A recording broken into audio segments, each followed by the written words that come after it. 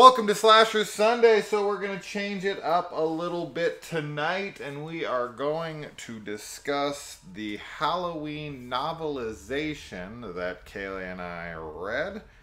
And we are going to talk about the changes that I thought were noteworthy. There's obviously more changes than what we are going to discuss. Mostly like dialogue changes or stuff, but they're so minor and minuscule it doesn't really matter. But let me tell you, I got a lot of notes. Okay? It's a lot. I got a lot. So buckle up. We're going to be here. It's Halloween. So we're going to talk about it. Okay. I'm going to say this right out the gate, and this is probably something I'm going to be putting in the thumbnail or the description or something to titillate and tantalize the audience a little bit. Because I'm going to make a claim. And I'm going to stick to it. But we're going to discuss it. Now, I don't really know what the origins of this novel is. I don't know if this was written off a screenplay, or if Carpenter worked with him, or what happened here. But I'm going to say, and this is just a claim, this is not factual, but I'm saying outright that this is the most influential piece of Halloween to the franchise. There is so much in here that is later taken from this book and used for this franchise, and I'm going to be pointing them all out. Yeah. But they originated here. Now, whether or not, I can't see, some of them is absolutely no way it's a coincidence. Yeah. You know, and other ones, I'm like, maybe? I don't know. But we'll talk about it. So let's get into it. Yeah, I'm telling you. This has a lot to do with the franchise. Like, Curtis Richards, who wrote this book, whose real name is Richard Curtis. It's a really great pen name. When you got two first names, you can just swap them around. I cannot do that. Although some people go by Smith. Yeah. Samantha's boyfriend in Sex and the City is named Smith. Sex and the City. So, but I don't think Jason is a last name. Smith Jason. Smith Jason doesn't work. All right. So, case in point right here. First out the gate. We've got the Samhain opening. So, now when I had done my Halloween review back in the day, this was 5-6 years ago now. This is when I had first started the channel, maybe 6 months in. I did my Halloween reviews. And of course, in this Halloween 78 video, I pulled out the book. Or maybe it wasn't in the 78 video. It probably actually was in the Curse of Michael Myers. Probably in the 6th, because that would make the most sense of where to read that. But it might be in that one. I honestly don't remember. But it was in one of those videos. And I had talked about how, like, whoa, this is very Thorne Trilogy.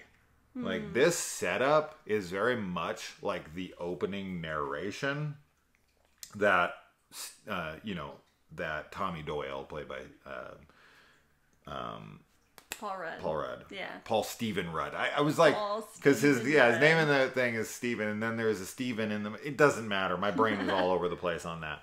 But originally narrated by Donald Pleasance. They should have kept that. That's in the producer's cut. Is the Donald Pleasance narration? Much prefer that. I much prefer the producer's cut up until the last act. Actually, I'll keep all the first 2 acts. But anyway. So, you not only have this, like, exploration of Samhain and Druid festivals and, this family that kind of got inflicted with this curse, and, this guy got jealous because he wanted to marry this girl, and he went to go ask her, and he was kind of deformed. Yeah. This kind of reminds me a little bit of 300. The soldier that wants to be part of the Spartan army, but he can't because he's deformed. Sorry, and he's like rejected by the Spartans because he just doesn't have the physical prowess that they think that they need. If you've seen that movie, you'll know exactly, because like they literally start the movie with them like checking babies to see if there's any imperfections, and if there is, they throw them into a pit of dead babies. It's wild shit, man.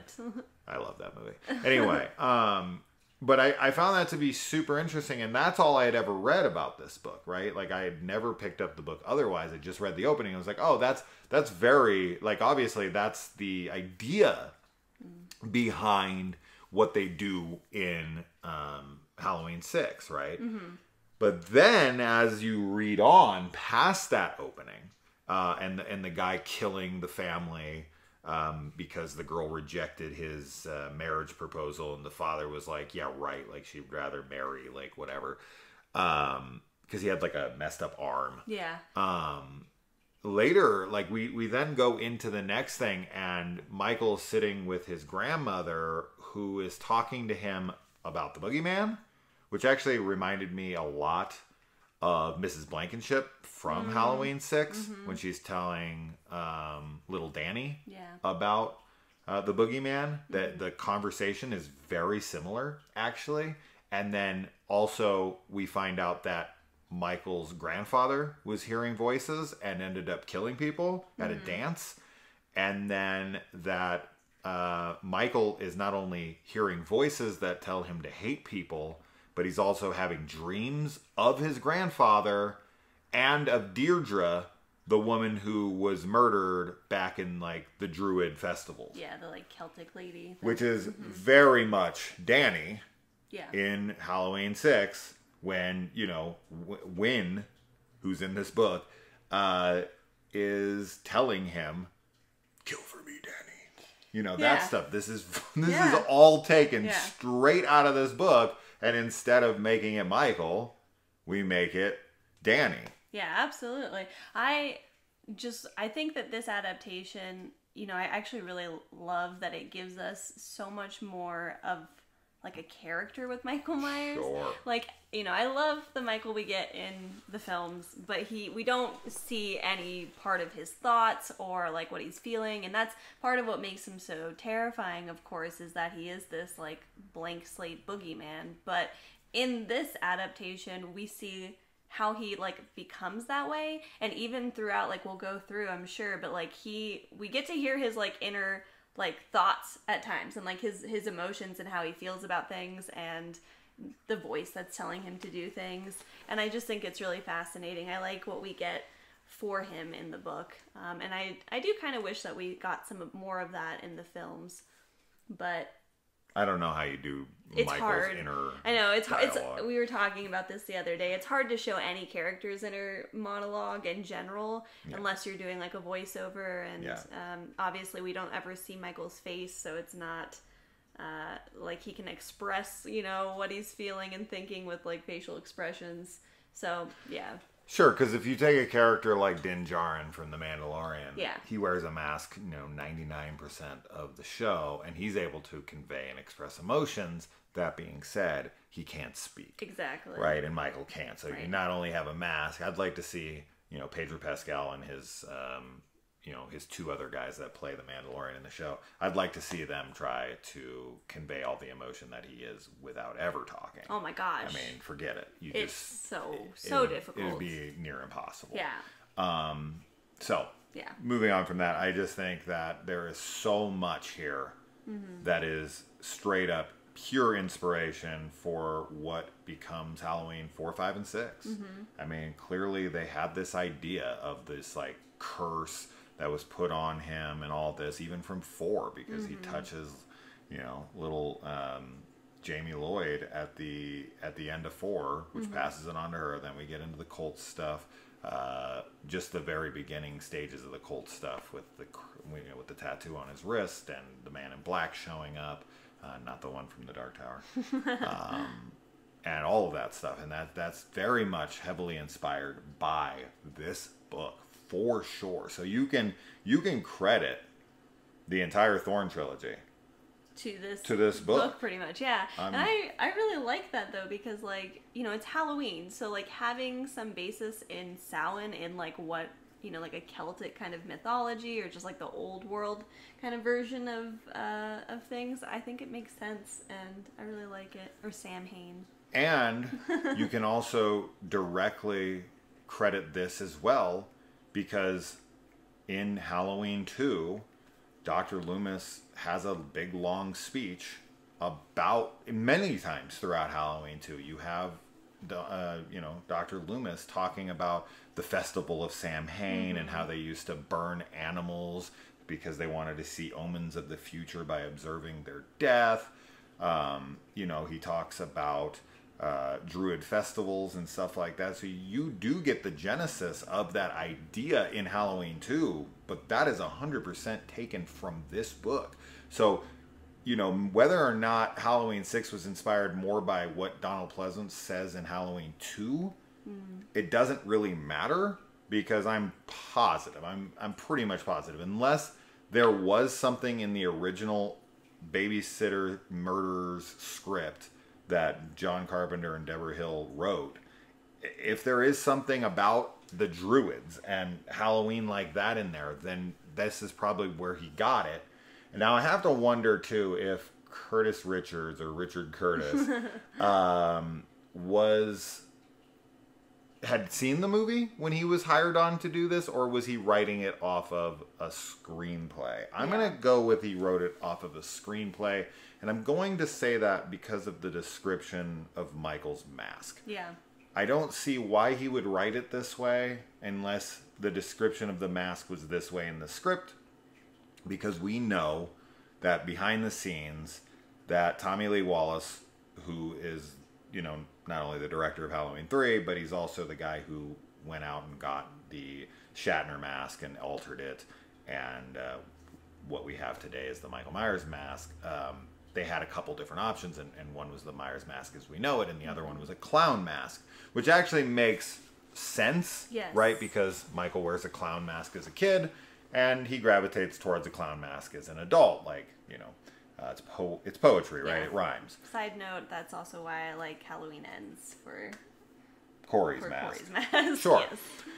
Even though that's a scarecrow. But it's kind of a good clown. Sure. It's clown it's scarecrow. like clown adjacent.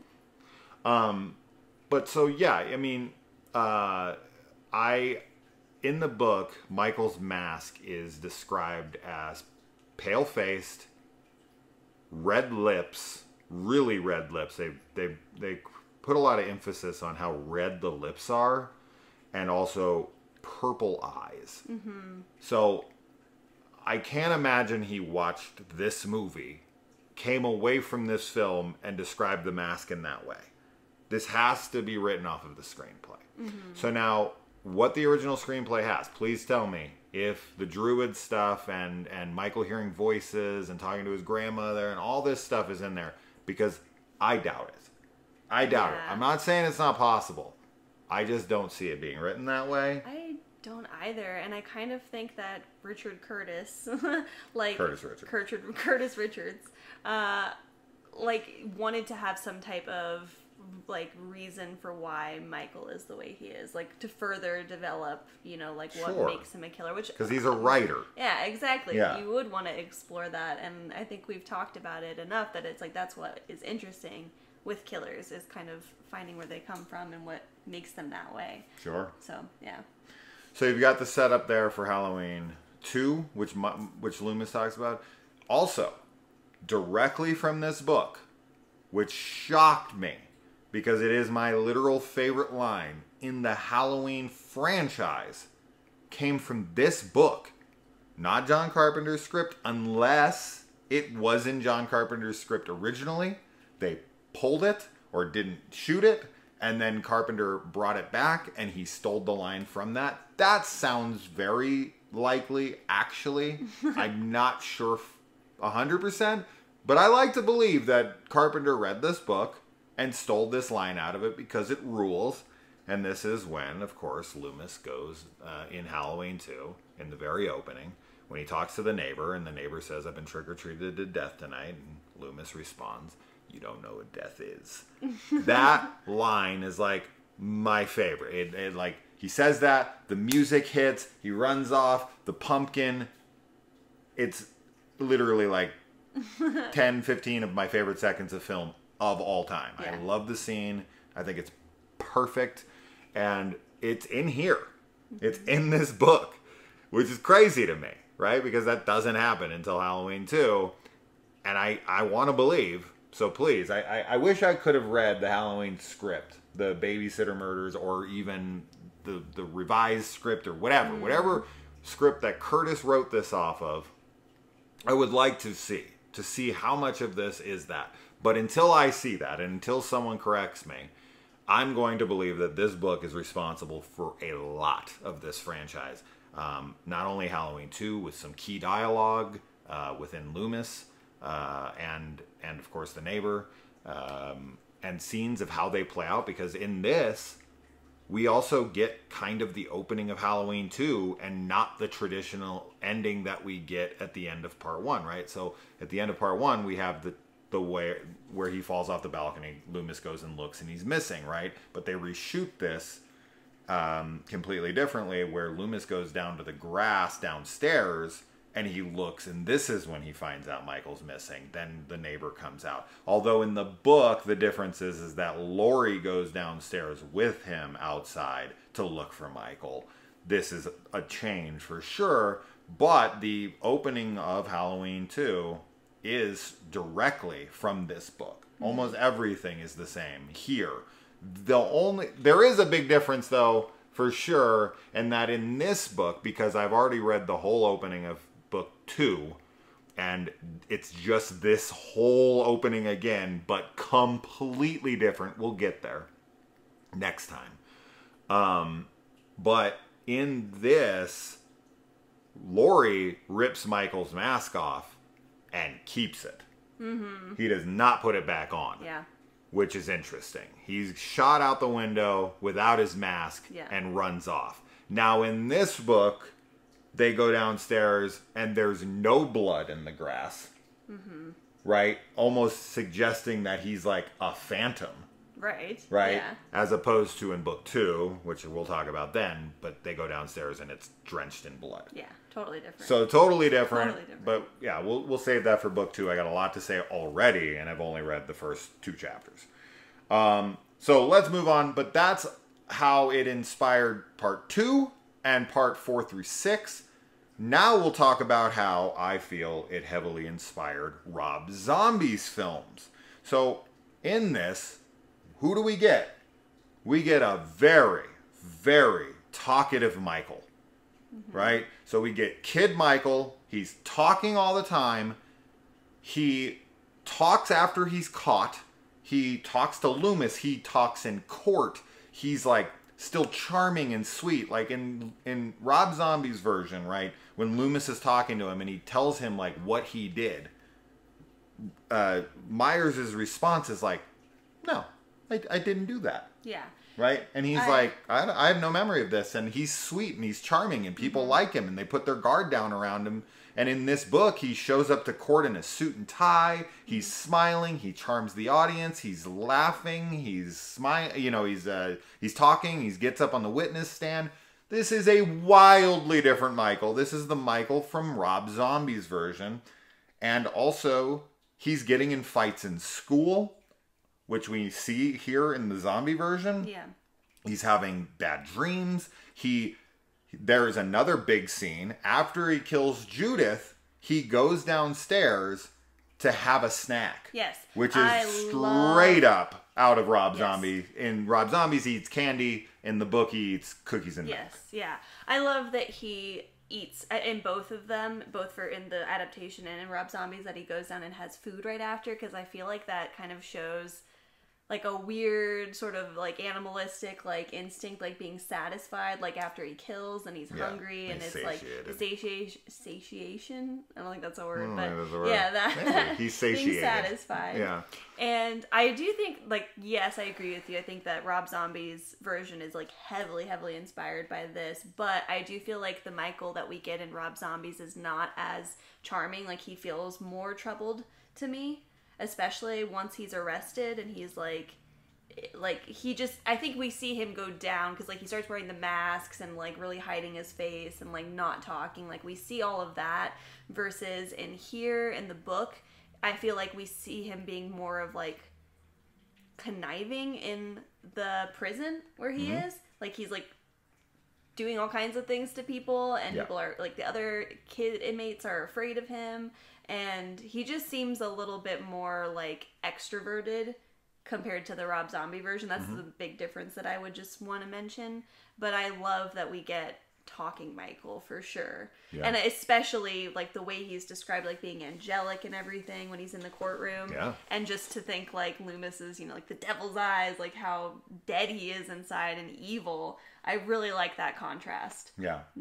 So you've got that. And I feel like all of Zombie's first half of Halloween is heavily inspired by this book. Yeah. Just so much of what I see. When Michael is in the mental institution for kids, he runs that shit like he's freaking, you know, some mob boss, right? Like everybody fears him, and you know, nobody can prove, because anytime somebody pisses him off, whether, you know, they take his food or beat him in a game of musical chairs or whatever, that person ends up injured, hurt, sick, something. Nobody dies, but he does, you know, try to drown one girl for beating him in musical chairs, and the lights cut out, which would suggest, you know, because what happens in that scene is she beats him in musical chairs, and then they're playing the Bobbin for Apples,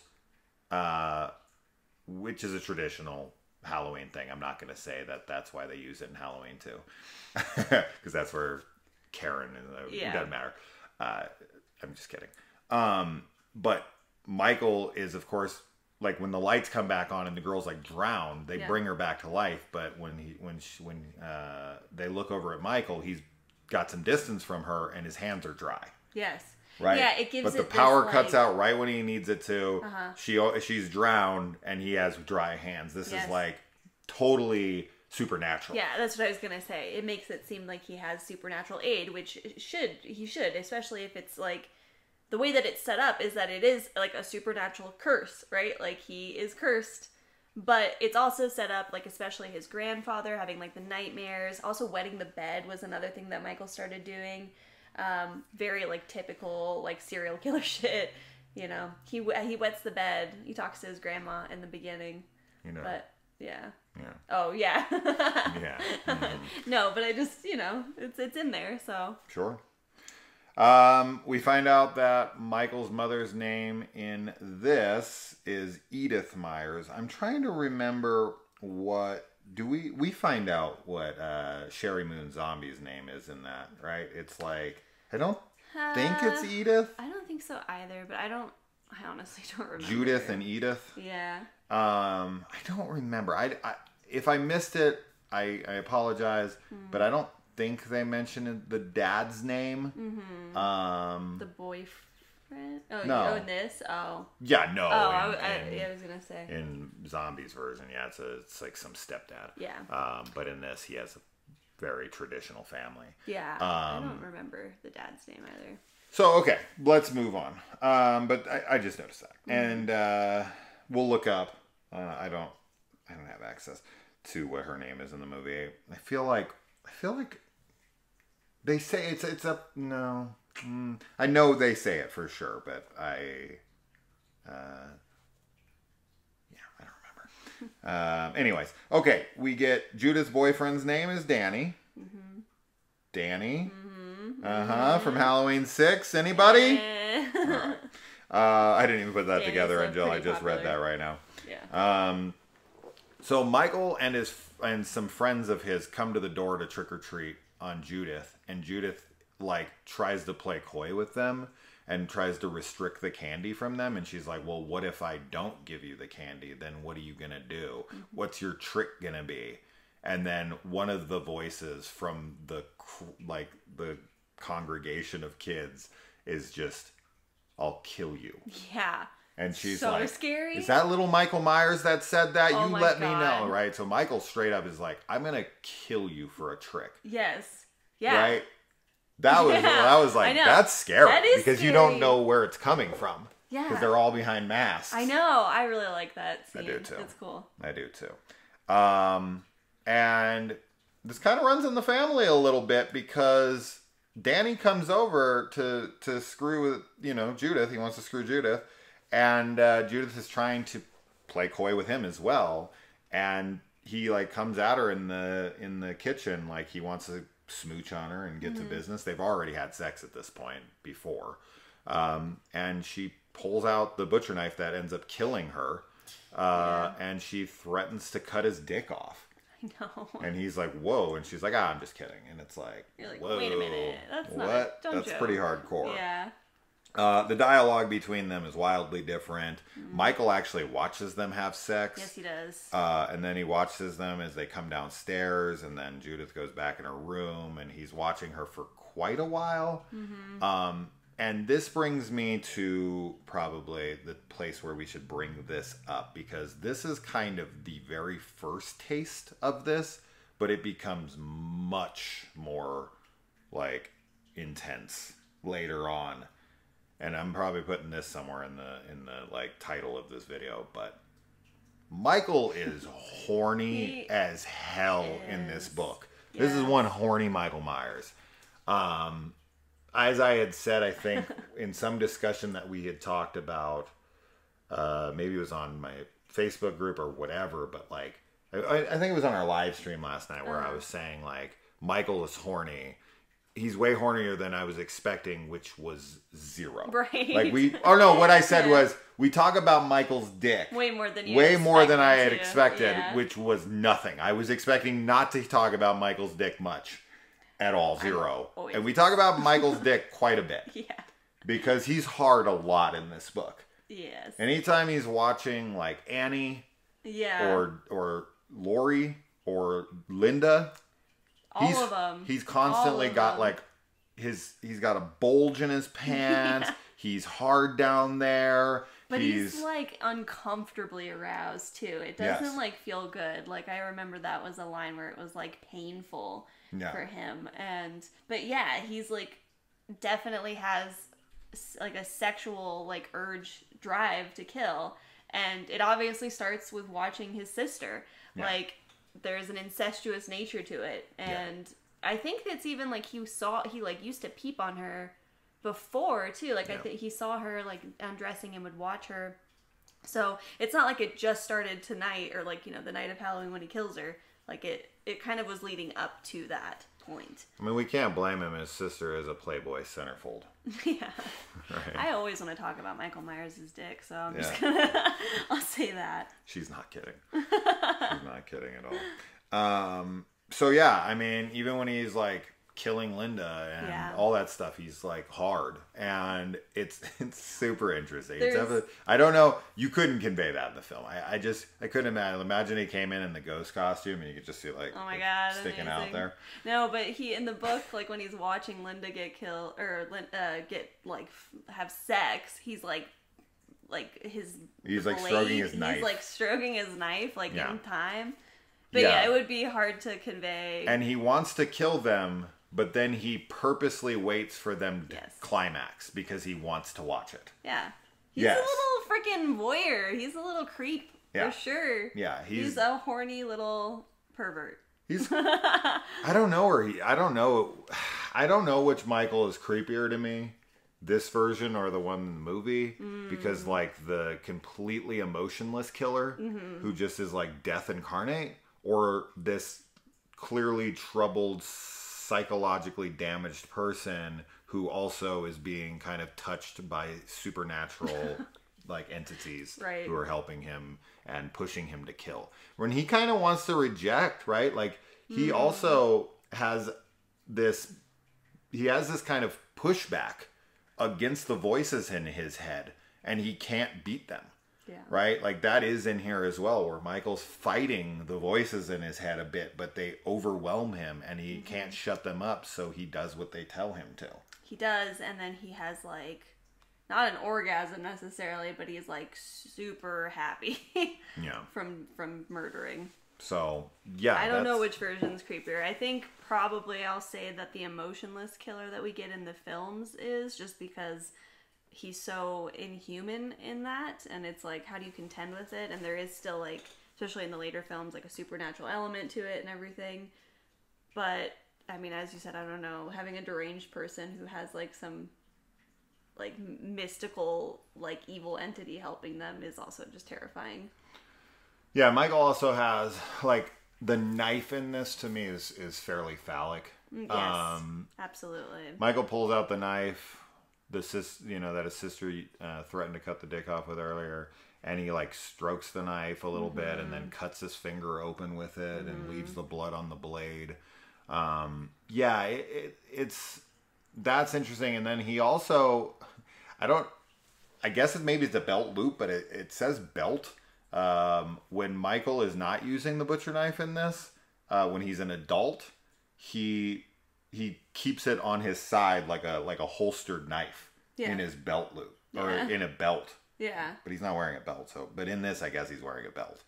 But yeah, he just like has it like stashed here, and then he like pulls it and puts it back, which I thought was an interesting visual, because yeah, I don't know where he's keeping his knives. I guess he just grabs them when he needs them, right? They're like in That's kind in of the always drawers. what I thought, yeah, since he's mostly in houses, like, you can find a knife anywhere. You get Judith begging for seconds from good old Danny here. The sex is clearly much longer in this than the one we get in the film, which is about 14 seconds before he's like, gotta go. And he's there much longer. Yes, he hangs out for most of the night before. So the book has more time to linger, and the way the Carpenter shoots it, of course, with the one take and the swoop and through the building and all that stuff, you know, you've just gotta, you know, it's artistic liberty. It's like, you know, just, they had sex and he's leaving, right? Like, we're just expediting this. Right, like, yes, it's quick, but this is for artistic purposes, right? And so it's okay. But in this, it's just much more realistic, so to speak. So I thought that was interesting. And I also like that in the court investigation that they mentioned that nobody believes that Michael did it at first. Yeah. And they actually all think that Danny, the boyfriend, did it. Yes. Which makes sense. Absolutely. So in the court proceedings, they're pressing Danny really hard. Yeah. About trying to get him to confess to murdering Judith. Yeah. Yeah. And because they find his semen, right? And it makes sense. It's like, oh yeah, I mean, who would I believe killed him? A little 6-year-old, you know, angelic faced boy, or you know, the freaking teen. Yeah, the big the boyfriend, which is always the boyfriend of the husband, right? So it makes perfect sense, and I like that it was mentioned here. It's Judith Margaret Myers. I don't know if we ever see that name fully or not, but that's even on her tombstone, is Judith Margaret Myers. So, you know, Michael Audrey Myers, Judith Margaret Myers. We now know her middle name, which is cool little trivia. I always like that trivia for this franchise. We talked about all of that, and... we talked about all of that. Yeah, Michael is the one who specifically requests a Halloween party at the hospital. Yeah. Which is, it's just weird to know that Michael's talking and actually, like, requesting parties. I know. Right? And he definitely has, like, I remember for the Halloween party, he gets, like, kind of anxious before. Like, there's, like, a nervous energy. I definitely wonder if he has that, like, when, like, the anniversary of an event, like that. Sure. I don't know what that's called, like anniversary syndrome or something. Yeah. Where he's like, this is true. Yeah, this is a real thing. Triggering it to, in a way. Yeah. I think it is. I definitely think it is. Oh, that's right. It's Deborah Myers. Deborah Myers. Deborah Myers in Zombies Halloween. So not Edith. Yeah. Okay. I'm pretty sure Edith is the mom, but I could be wrong, and that might be the grandmother's name. You know, when I was reading through it, I just read Edith Myers and I was pretty sure that was the mom's name, but it could be the grandma. So there you go. All right, let's see. While Judith is being stabbed, she defends herself a little bit more and actually like gets up from the chair and like is stabbed across the room. Yeah. And Michael stabs her 31 times. Yes. Much more than in the film. Yeah, like all over the place too. Yes. Like he like breast, cuts her belly, tits open, cuts her groin, like Yeah, he really mutilates her. We already talked about how he eats downstairs after. Mm-hmm. And let's see. Yeah, we already talked about it. Now, okay.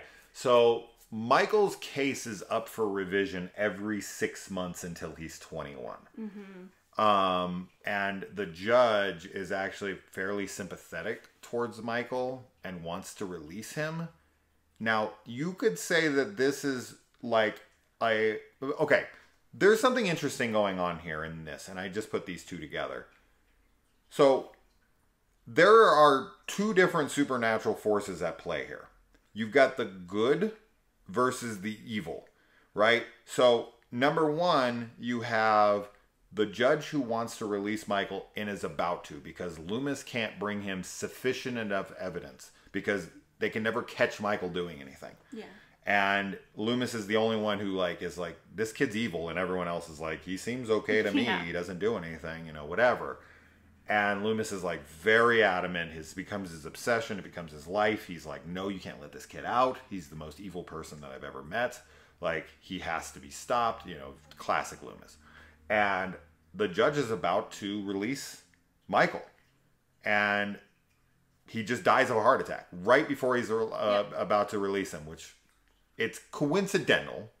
I'm not going to say that it isn't, but I also have to maybe believe, and you guys can weigh in on this, but I'm almost in the belief that there is some other supernatural force here trying to balance the scales. Yeah. And that we're trying to keep Michael in prison because, he can't get out. And maybe even it's the evil that wants him to stay there till he's grown enough. Sure. Right? If he's released now, then who knows? Maybe he'll be killed, or because he's too weak, he's a child, or, he can be reformed. They need to sink it in more. I don't know. That's up for debate. But later, Loomis is hearing, we'll call it intuition. Yeah. But he's running around town, and there's kind of this force, almost like Star Wars, guiding him, guiding his decisions, guiding where he's running, where he's talking to, where he's looking, right? And he can hear the voice in his head, and he's like, it's like this compass that points towards danger, and he just has this. So this could be his like natural instincts, or some counter entity that's trying to help stop the evil. I don't know, God, something. Yeah. Right? Yeah, I mean, definitely. I could totally see there being like a counterweight to the evil, right? And with the judge, I mean, it is like really kind of serendipitous that he happens to have a heart attack right before he's about to be released. Yeah. But I think that there is enough like kind of weird stuff happening with Michael to let us think that could also be the case with Loomis, like that there might be a good guiding force. And in addition to that, the judge who replaces him does not buy Michael's shit at all. Yes. Is very much siding with Loomis. Yes. And is like, puts the gavel down that he's staying until he's 21. He's like, no, Michael's evil. I agree. Yeah. And we can't. Yeah, I saw what he did to that girl, and he's never getting out. Loomis is completely bald in the book, not like balding. He's completely bald. Yeah. I thought that was, it's nothing, but little. He's like little almost note. completely bald, so. Loomis finds a murdered guard at the gate before Michael steals the car and drives off. So you can up the body count a little bit in this one. Michael does kill a guard and leave him dead of a slit throat, I want to say, something like that. But yeah, there you go. Michael does kill somebody to get out of the hospital. And, oh, another interesting piece here. I'm jumping ahead, but I need to make sure I don't. And there will be more evidence towards, maybe, we'll see, the guiding force of intuition.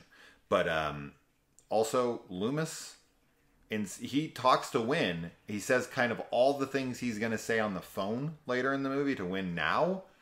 And then when he stops at the payphone, it's to call his wife. Mm-hmm. And he talks to his wife for a little bit. Loomis has a wife in this. And I found that to be fascinating. Did he have a daughter too? Or am I like imagining that? I for some reason thought he had a kid as well, but maybe not. I feel like you would have written it down. I think I would have, but you know. And shout out to the 80s slasher librarian. I did listen to the audiobook that he put, and I'm going to put a link to him in the description below.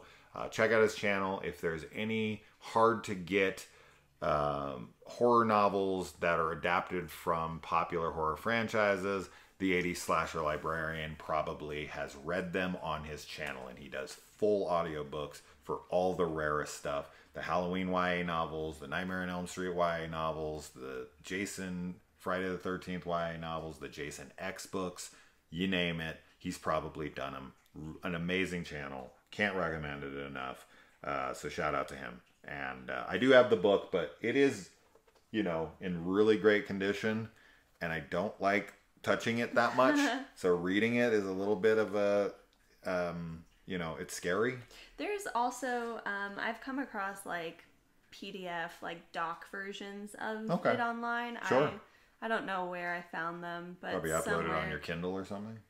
Well, no, because I think you have to have like a certain file type to do it on the Kindle. It's like an EPUB or something, but or you could, like, but on your tablet. phone, on your tablet or phone, like because you can read PDFs and stuff. So if you search for it, I'm sure you can find it.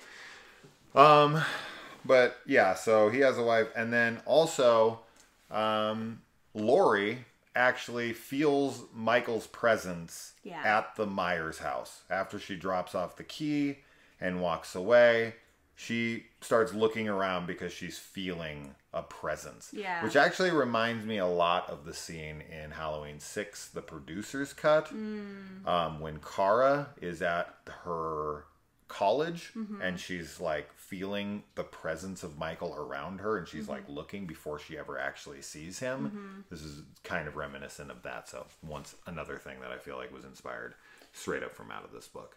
It definitely makes me curious about the Halloween 2 adaptation and kind of like how their relationship will be explored, like Laurie and Michael's, and just like I don't know. I hope they're not related in that. That would be great. Well, I'm thinking that they will be, but that there'll be more of a connection there.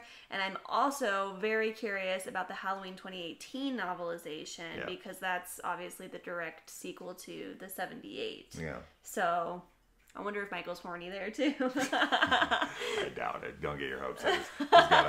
He's got an overcooked Dodger dog. He's freaking nowadays. Well, now, but he's got grill marks in that he's thing. Little grandpa Michael. Yeah. Little granddaddy. He's got to pop up Viagra to get hard now. So yeah, all right. The red lips and purple eyes. I can't get over that one. I'd like to know the description of the mask in the screenplay. It has to be that. Yeah. Here's a major change, which I found to be interesting. Tommy, while at school and being picked on by Lonnie Elam and company, sees Michael and gets scared and runs from him, and Michael chases him. Yeah. And Tommy is running from him, and Michael gets in the car and kind of follows him and then drives off. Because obviously in the movie, Tommy Doyle does not know Michael's there at all. He's completely oblivious to him. But in this version, he sees him and he runs for it. I really like that he has that interaction. Because he already has it in his head that there's like a boogeyman, right? Exactly. Because the kids are literally taunting him. The boogeyman's coming. Then he sees the boogeyman, and then later sees him outside of the house carrying Annie's body, which then further solidifies that is the boogeyman. I saw him fucking earlier. Yeah. You know what I mean? Yeah, absolutely. Yeah. And if you haven't seen Kaylee and I going to all the famous filming locations, I did follow her in my car along that school. I thought that was fun. I want to go back. I want to do it again. We should revisit. Do a revisited. Yes. I like that Linda's choice word that she uses in this is just her new phrase of the month. Yeah. I guess Linda is a trendy word user. Yeah. And her previous words include weird, gross, and calling everyone Jack. That was the last 3 months. So totally is new to her. Yes. And she started using totally recently. Oh man, I freaking love Linda. And every time I say totally, like I definitely kind of think of her a bit. Sure. Like it's just hard not to, because she's super cute. But how do you call people? What does that mean? Like if you call everyone Jack, you're like, well, she does it. Just like, what's up, Jack? She does it in this. So when the later scene when Michael comes into the room dressed as the ghost, when she gets frustrated and flustered with Bob, who's Michael, she starts calling him Jack. She's like, all right, Jack, enough. Right, so she reverts back to her other word. But I guess what I'm asking is, like, is that supposed to be like a euphemism, like jack off, or like... No, I don't think it is. I think it's it's just kind of, it's not derogatory, but it is kind of like if you call someone buddy, like sure, like, exactly, hey, buddy, yeah, like hey it's guy, like cool your jets, Jack. Oh, okay, right, yeah, that makes sense then. Yeah, I was confused by that. So yeah, I just like that. Totally is actually the word of the month. Yeah, there's just something that if she had lived, she would have had other totally words. would have totally went away and maybe came up periodically, but she would have moved on from that. So I thought that was a cute little thing. All right, and this is wonderful. This actually made me happy, and this is silly. This is how nerdy I am of a Halloween fan, because this made me excited. So there's an obvious continuity error in Halloween, and that is that when Annie lets Laurie know that she's babysitting Lindsay Wallace, she's like, oh great, I'm babysitting Tommy Doyle. He's just 3 houses down. Yeah. And then we find out it's literally across the street. And in this, she's like, I'm babysitting the Wallace house, and she's like, I'm at the Doyle house, which is directly across the street. She literally says directly across the street, which is odd, right? He hasn't seen because he hasn't seen the movie, I think. Yeah, and the person who was making the movie, who wrote this and had the locations, knew it was across the street. Maybe not when they did that scene. Maybe at that point they hadn't got the Wallace and Doyle houses yet. I don't know, but it is odd to me. Maybe in the original script it was across the street. Then they found a location that was 3 houses down, and they were like, well, those are the ones we're going to use. They filmed that scene, and then they were like, actually, we have to move the locations, and it is directly across the street. Yeah. I don't know, but it is odd to me that she straight up says it's 3 houses down in the film version where they know the location, and in the book where he probably only read the script and didn't see the movie, he's the one that's accurate. Yeah. Yeah, what? I don't know. Maybe the original script had it across the street, or maybe he like read it and was like, the 3 houses down doesn't make sense because there's like, Michael crosses over at some point, like the description of the movements doesn't line up with what they say, and he's like, I'm just gonna make them across the street. Maybe, you're right. I don't know though. The way that she runs across the street to the house. Yeah. So he's like, it's not 3 houses down. Yeah. But yeah. That makes sense. I don't know, but yeah, it's definitely always a continuity error that bugs me, and it's fixed. It's fixed here. Yeah. So there you go. Richard Curtis fixing, saving the day. Good old Richard He wrote Curtis. the whole franchise, man. We got this guy to thank for the entire franchise. All right. Another interesting scene here when Laurie bumps into Sheriff Brackett, and they have their little interaction. What does Sheriff Brackett do? He doesn't just like eye her up and down thinking about... He actually sits there on the lawn and teaches Laurie judo self-defense moves. Yeah. And Laurie flips him over after he teaches her a couple moves. Yeah.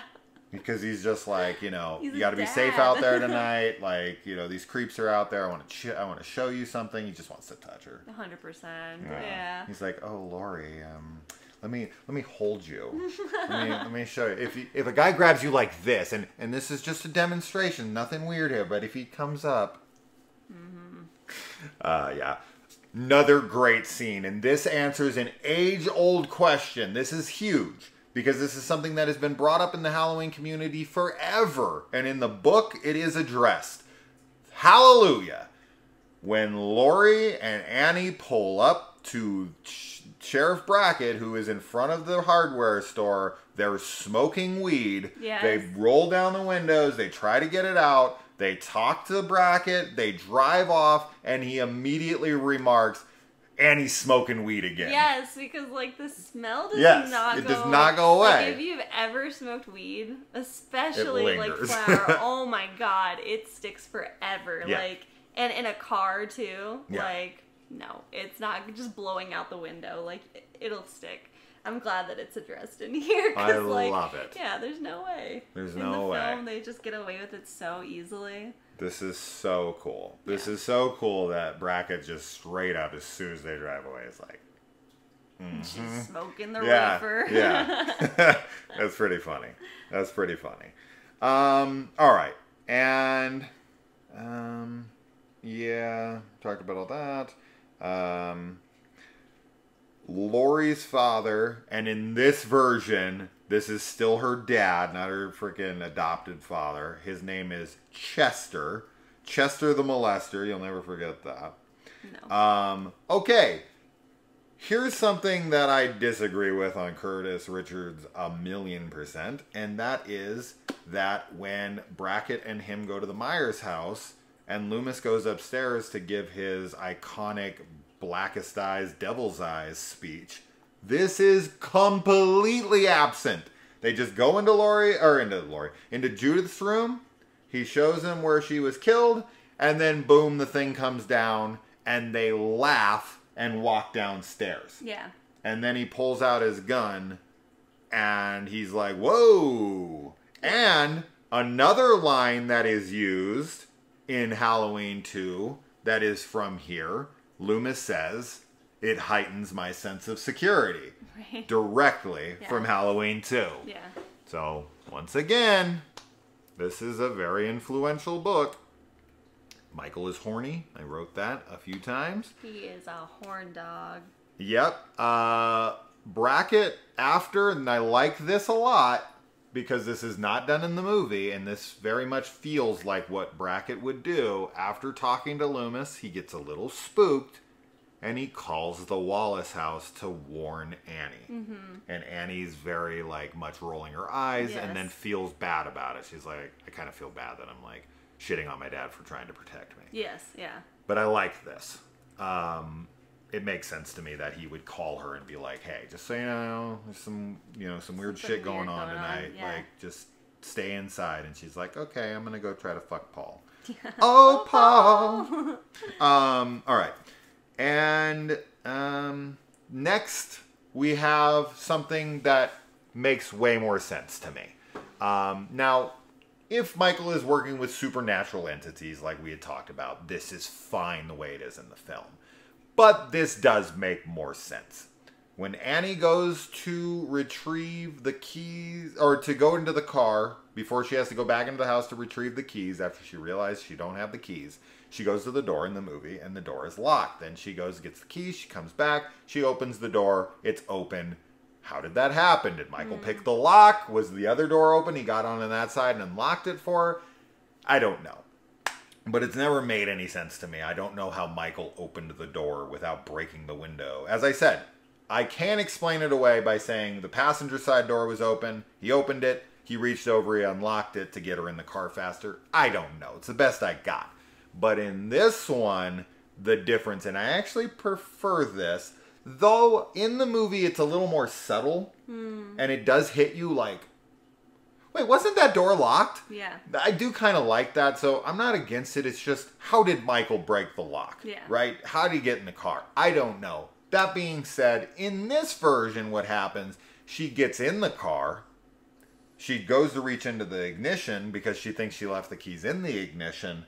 She sees that they're not in the ignition. She gets out of the car. She closes the door. She goes into the house. She gets the keys. She comes back, and the door's wide open to the car. Yeah. And she's like, I thought I closed this door. Yeah. So different, and it makes more sense. Yeah. Right? The door is unlocked. Michael can get in the car. In the movie, it's locked. How'd he get in the car? So I don't hate it. As I said, I love it in the movie. It's fine, but it doesn't make any sense. But if he is working with supernatural... You could explain it with that pretty easily. They can unlock the door for him. Get on in there, buddy. But it's more supernatural in this book. And this is a more mundane explanation. Yes, exactly. Yeah. So it actually lines up better the other way. Right? In the movie, it should have been the door open. In this, it should have been he unlocked the door with supernatural powers. I don't know. I think that is kind of one of those things that as a written adaptation, the author's like trying to have things... Like, you kind of have to think things out a little bit more when you're writing it, like when people are reading it, because then it's really easy to scrutinize, like, the flow and the order of things. But when things happen in film, like, you accept a lot more when you're just looking at, like, the whole picture, and you're focused on other elements and stuff, too. So, yeah. But, I agree with you. So now, Annie's death is different. So, in the movie, obviously, she's strangled, and then he slits her throat. In this, she's strangled, then he guts her. Yes. Stabs into her stomach, guts her, and then slits her throat. And then that... I guess I can save it for the end, because we'll get there. But we'll bookmark this for a moment, and we'll talk about Annie later. Because it's much different later when we find her body. Okay. I shouldn't say much different, but it's quite enough to mention for sure. All right.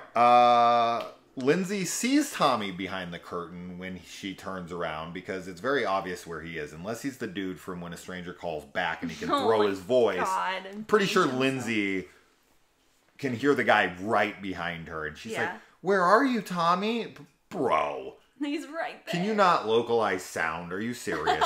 Like, you need to get your fucking ears checked. You obviously have, like, Meniere's disease or something. You can't fucking hear where he's coming from. He's right there. But she sees his, like, you know, he's bulged there out. Michael's bulge? No. Yeah, Tommy's bulge in the curtains. And she sees him. And then he, she runs into him. But I like that. I like that she knows exactly where he's at. Because in the movie, I'm like, Lindsay, come on. There. He's right freaking there. Yeah. It makes no sense. Anyways. Okay. Bob has some killer pickup lines in this, I'll tell you. He still uses the, and then we rip Lindsay's clothes off line, which is like the creepiest shit ever. Gross line. And Linda's like, oh, totally. I'm like, she was really ditzy. Bro. He just talked about ripping like a 9-year-old's clothes off. They're drunk too. Yeah, I mean, that doesn't excuse him, but yeah, like, not cool. But he does say when she's looking at a pumpkin and she's talking about it, he's like, oh, if you're so into squash, how about you take this zucchini? And then she says something to him in return. Shit, I didn't write it down. I forget what she says. Like, I'm all of a sudden craving like a salad or like... Yeah, it's like some other food thing. Stupid. Great really stuff. Dumb. That kind of stuff makes me laugh. So I had a good time with that. It was pretty funny. And all right, let's see. Yeah, Michael wants Bob and Linda to finish. Yes, he does.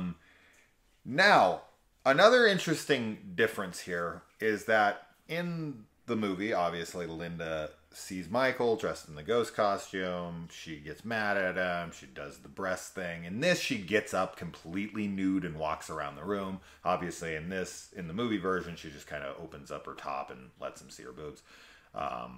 But she walks up and then gets on the phone and is actually looking at Michael as he comes at her. Mm-hmm. And she's like, you know, okay, this is done. This is not funny anymore. And he keeps coming at her and then grabs her. So he doesn't do it from behind. in this. He does it from the front, and she actually sees him approaching, which I don't know. I don't know which one I find scarier. I think as a visual for a movie, it is scarier that she doesn't know. I think so too. Right, but in a book, because we do get to know what she's thinking in her head. Yeah. Which is really done super well with Laurie. Yeah. Because she starts thinking about all the things she's not going to do in the future when she dies. Yeah. And I thought that was really sad and super sad, very relatable. Absolutely. That's like totally what you'd be thinking about to some extent. Like, yeah. Yeah, I think that in the book it works well with him coming at her while she's watching, but in the movie, as you said, it's a little scarier because the audience sees him, but she doesn't, so. Yeah. Yeah. Okay. And next up, I put the bookmark into it, and now I'm pulling it because we're going to talk about it.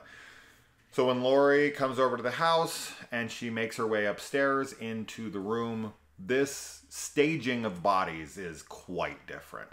So Annie, and this makes sense because Michael's horny in this, and his sister to him is very sexual, right? His memory of his sister is very sexualized.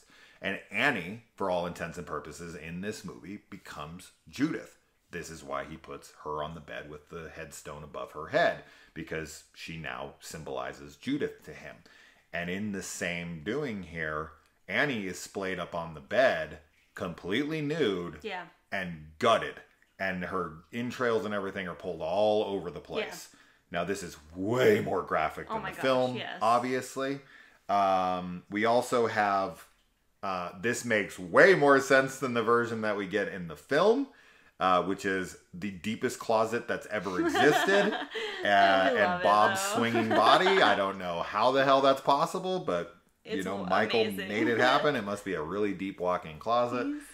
But in this version, Bob is actually hung from his neck. He just comes in and he's hung from the neck. I don't know if he's hung down here. They don't describe it, but he is hung up here. Yes. And Linda is also nude, and which makes sense. He wouldn't dress her. She was nude. Yeah. And she is propped in a chair. She is not in that a little cabinet. cabinet thing. So we talked for so long, our memory cut out. And we now have to come back and record some stuff we already talked about. That's okay, because we were kind of near the end. Thank God it recorded over an hour, because I didn't realize we'd been talking for an hour, but there was a lot to say.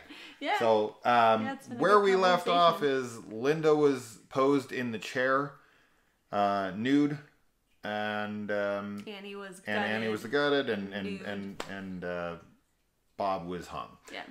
Not here. Maybe here. I don't know. We don't.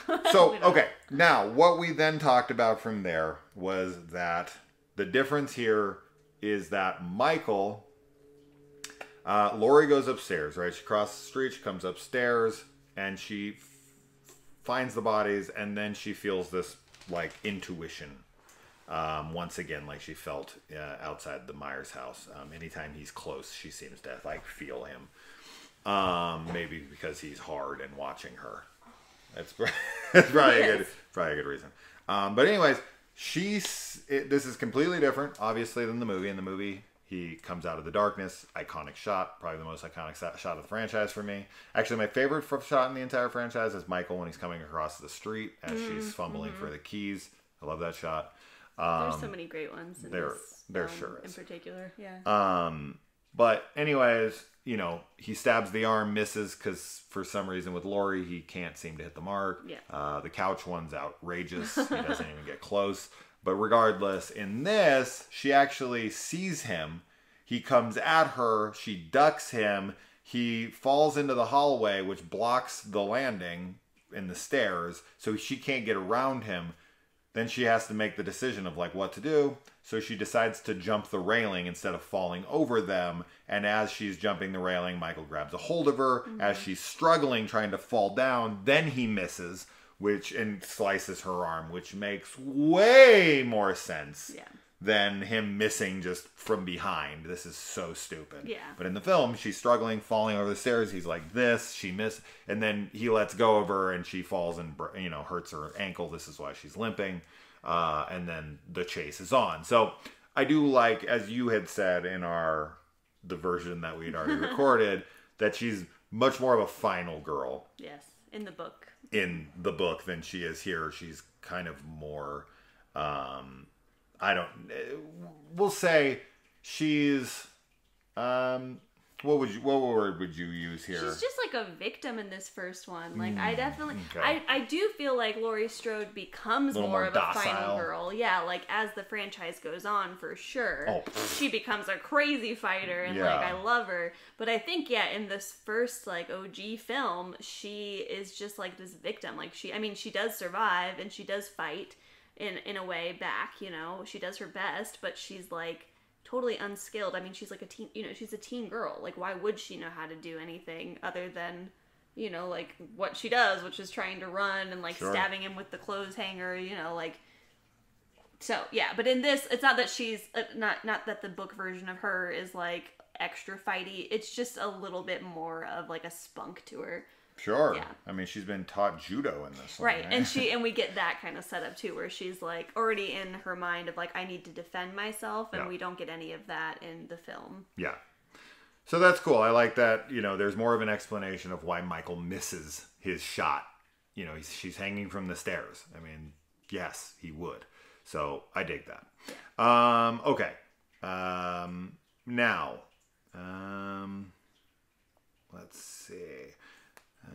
Ducks and rails, yep. We already talked about the knife and the belt. Loomis's voices in his head, intuition or supernatural. And okay, so then this is interesting. So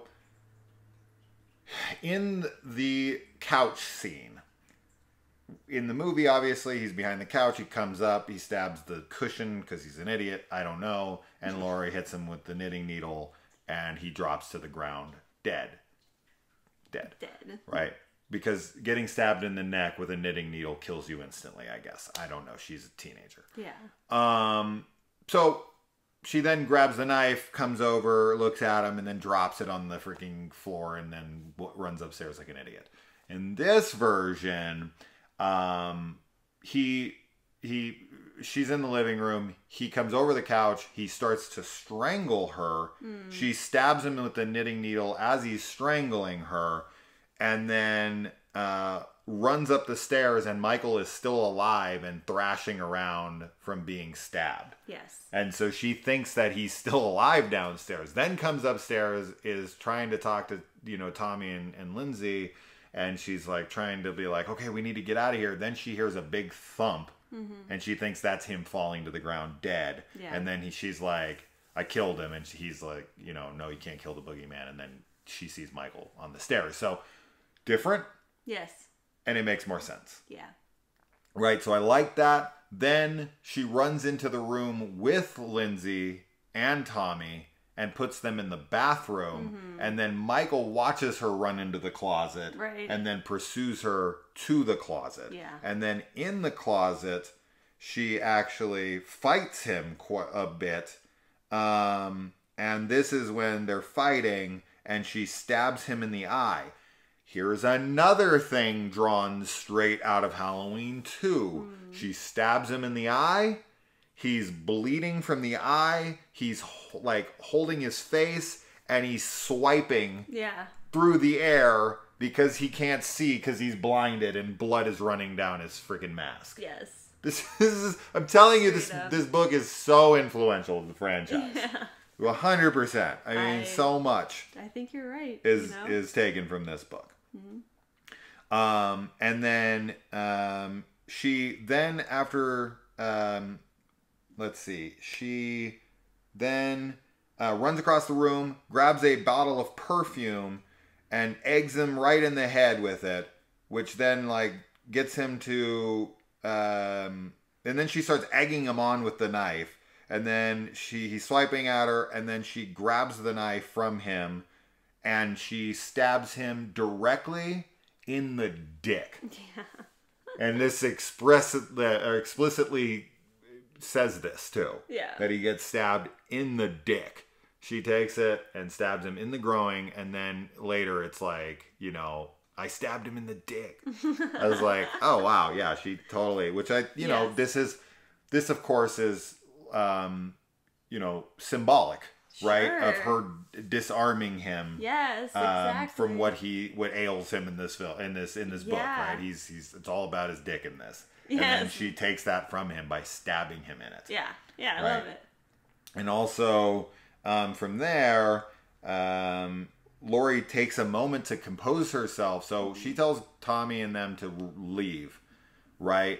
And she stays behind, not to just sit there, but to take a moment, because she decides in her head, this guy cannot live. And that she's not 100% sure yet if she can do it, because she's like, this is cold-blooded murder. But from what I saw him do to my friends, he cannot survive. And she means to get up, go back in the room, and end him. Yeah. She's going to pick up that knife and shove it right through his head. But she's already convinced he's dead. But she wants to make 100% sure he's dead. So this is super interesting. But you know, obviously, while she's doing that, Michael does not sit up and then walk over to her as she rises. They rise together, which visually is wonderful. Mm-hmm. But in this, it is kind of a creepy description when Laurie's sitting there taking a moment to breathe before she gets up, and Michael's crawling across the ground at her. Yes. I liked that. And Loomis actually stops Tommy and Lindsay. He doesn't just see them run out of the house and then surmise for himself that that's where he was. No, he actually stops them and talks to them, and then finds out that the guy's in the house. So I like that happens too. Yeah, that's cool. Although with this version, I don't know. I love the film so much, it's hard to ever knock anything in it. But him talking to them really quick and being like, what's going on? And they're like, oh, there's a killer in the house. That kind of stuff it makes more sense, but you know, he gets confirmation.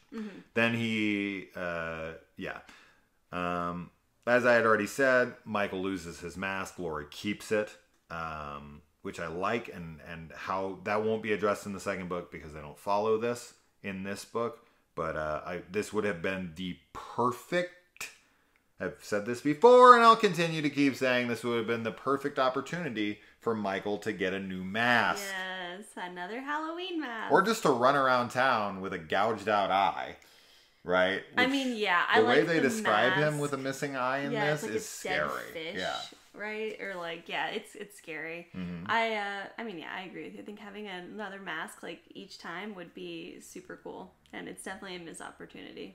As much as I love the iconic mask. Sure, but I mean, if any franchise would have done this, I would have preferred it to be Friday the 13th, right? Because his mask does change, right? You get the sack head, then you get the hockey mask, right? And then the fourth one, you should have got something different, but whatever. Nor here nor there. When Michael, when Loomis goes to look over the balcony, Michael is still laying there, and then Loomis goes back downstairs with Laurie. And Laurie, this is an interesting part. She's actually, for some reason, while she's sitting there, after this has happened, she's sitting kind of like composing herself again after what's happened. And she's sitting there and she's thinking about the Druid festivals of the past, which I was like, why is she now connected to that? Was because she was touched? Is she now starting to get the visions that Michael had, like Jamie Lloyd did in Halloween 4? Perhaps. Very interesting that she's thinking of that all of a sudden when she had no mention of it before Michael had touched her. So, I don't know. Michael's gone. No blood in the grass. I don't know. That's supernatural, right? Like, he doesn't bleed. Yes. So there you go. But he is bleeding out his eye when he gets stabbed. So there's a little inconsistency there. Yeah, a little bit, but... But, I mean, in the second book, when they redo it, he's actually shot once, drops to the ground, and then gets back up, and then he gets shot a couple more times, then shot more, and then he falls out the window. But I like that he gets shot once and falls, and then jumps back up, right? Much like in Halloween 2. But yeah, that's that. Halloween 2 up next. I don't know when we'll get to that. So we have like 7 or 8 Slasher Sundays that we already have watched and are ready to go. So you guys have tons of Slasher Sundays to look forward to. Yes. But I really enjoyed this. Yeah. And even though there's things in the book that are wildly different and definitely change the idea of everything, it was very cool. And this is a really fun video to make. And I heavily look forward to doing Halloween 2 and 3 and 4. The 2018 Kills and Ends, they all have books. So I'm really looking forward to those, and we'll definitely keep you up to date with those. But what do you think of the book versus the movie? Final thoughts? I mean, yeah, I love the adaptation. I think it's really cool. Like I said in the beginning, I feel like we just get more into the character of Michael, and I really appreciate that. I definitely don't prefer the book to the film or anything, but I think that they just like complement each other really well, even though there are differences, you know, in both of them. But I like what we get out of it, out of the book, and I'm also just really excited to read the other adaptations and talk about them with you. Absolutely. Absolutely. I look forward to it as well. So, once again, 80s Slasher Librarian. I think he has a different name for his channel now, but it will be in the description below. If you want to read this book and you can't find it any other way, you can go there and he will read it to you. It's about a 4-hour and 45-minute listen. Put it on while you're doing the dishes, while you're doing whatever. That's what I do. And I knocked this book out in a day. Yeah.